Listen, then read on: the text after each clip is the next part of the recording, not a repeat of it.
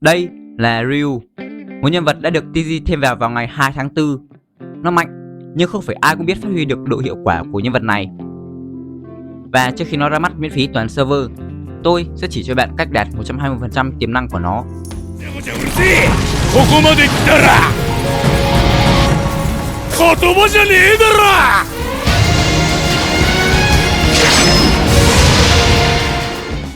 Không như đa số nhân vật khác, Ryu chỉ có 3 đòn đánh thường, và đến đòn đánh thứ 3 sẽ bắn ra một tia chu lực nhỏ. Mặc dù đòn đánh cuối này khá là bình thường, ngay cả nó cũng không thể xuyên qua được block, nhưng bạn có thể nhìn độ xa của tia chu lực này xem. Tuy nhiên độ hiệu quả của nó thì lại không được cao lắm. Nếu bạn nghĩ có thể dùng nó để vừa đánh vừa giữ khoảng cách với đối thủ thì nó khá là vô dụng, và thay vào đó nên down slam kẻ địch thì sẽ hiệu quả hơn. Chiêu 1 của Ryu là bắn ra chu lực. Để bắn ra đủ hướng đã phải nhảy lên.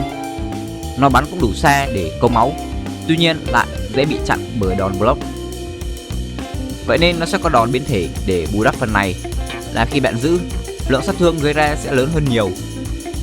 Nó có thể xuyên qua nhiều mục tiêu ngay cả khi đang block. Có một dạng biến thể khá là thú vị với chiêu 1 là khi bạn ấn dash cộng chiêu 1, nó sẽ tạo ra một vòng năng lượng bao quanh người. Nếu chạm về kẻ địch thì nó sẽ gây ra một lượng sát thương không quá lớn. Và đáng tiếc là chiêu này không thể phá được block. Với chiêu 2, Ryu sẽ thực hiện các đòn đánh, sau đó đánh bật đối thủ đi xa bằng cách phóng năng lượng ở lưng. Khi kẻ địch bị ragdoll thì đòn đánh cuối của chiêu 2 vẫn có thể đánh trúng kẻ địch và đẩy đi xa. Vậy nên khi hạ ragdoll kẻ địch, bạn vẫn có thể sử dụng chiêu 2 để combo ngay lập tức mà không cần phải chờ đối phương đứng dậy. Chiêu 3, Ryu sẽ lao nhanh đến mục tiêu và hạ kẻ địch xuống đất. Nó có hai dạng, khi đánh kẻ địch trên không và khi đánh kẻ địch ở dưới mặt đất. Khi bạn dùng chiêu 3 đối với kẻ địch ở dưới mặt đất, họ có thể dễ dàng né được bằng cách trượt sang các hướng khác để né đòn. Nhưng khi bạn hất tung đối thủ lên và dùng chiêu 3, nó sẽ aim mục tiêu vào kẻ địch và tung ra một đòn đánh lực hơn bình thường. Bạn nên để đối thủ mất đi khả năng né của nội tại rồi mới tung chiêu 3, vì điều này sẽ giúp hiệu quả hơn ở những đòn combo tiếp theo. Chiêu 4, để mà nói kỹ ra thì nó có 3 trạng thái như thế này. Hình như họ giảm sức mạnh của đòn bắn cuối cùng của chiêu 4 rồi thì phải.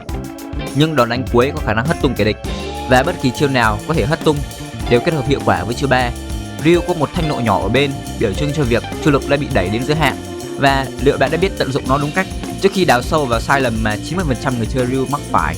Tôi muốn bạn biết tại shop của tôi các dịch vụ như Roblox 120 giờ đã được giảm giá 30%, vậy nên còn chần chừ gì nữa mà không mua ngay tại đây. Vì tôi không biết bao giờ giá của Game Pass của các Game Battle Royale sẽ trở về như cũ là 299 Robux đâu. Link sẽ luôn được tôi để ở dưới phần comment. Nhiều người nghĩ tại sao lại phải dùng chiêu R khi đang thanh nộ còn chưa đầy, có phải dùng nó lúc đầy sẽ reset lại luôn sao?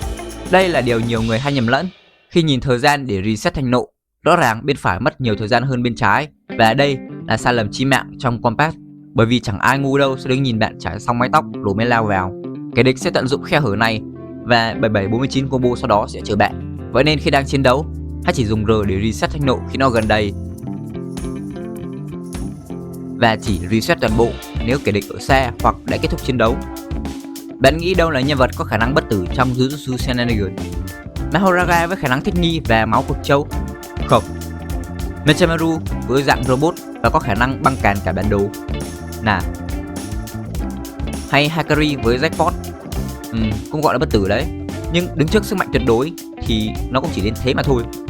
Một nhân vật bất tử mới ở đây chính là Ryu. Bạn không nghe nhầm đâu, là Ryu. Tại sao tôi lại nói nhân vật này là bất tử? Thì đúng là khi bắn chu lực cực đại thì máu nó sẽ hồi khá nhiều và gần như không bị dính sát thương. Nhưng dạng thức tỉnh của nó mới thực sự là điên rồ. Tất nhiên để vào dạng thức tỉnh, bạn phải để thanh nộ phụ gần đầy, đồng thời bắn khẩu pháo chu lực này. Khi vào dạng thức tỉnh, bạn sẽ không bị chết bởi bất kỳ chiêu thức nào gây sát thương, từ hư thức tử, nhát cắt thời gian, ô đen, hay thậm chí là chiêu counter của Yuji hay Mahito. Ngoài mấy chiêu đánh vào linh hồn thì chịu. Với chiêu 1 dạng thức tỉnh, bạn sẽ đập xuống đất và lao về phía trước. Sau nhiều lần bắt hụt đối thủ bằng chiêu này thì tôi nhận ra, thay vì đập đối thủ xuống đất và hướng camera lên trên để bắt, tất nhiên đa số là toàn hụt, bạn nên chỉ để camera thẳng với màn hình, vì tại đây sẽ bắt trúng điểm rơi của kẻ địch, và chỉ một thay đổi nhỏ đó đã khiến bạn phát huy được toàn bộ sức mạnh của chiêu này. Chiêu 2 sẽ đơn giản hơn, nó sẽ chỉ thực hiện các chuỗi đòn đánh liên tục. Có một điều đặc biệt ở chiêu này là nó sẽ có khả năng né đòn của đối thủ. Giới hạn ở đây là chỉ né được 2 lần.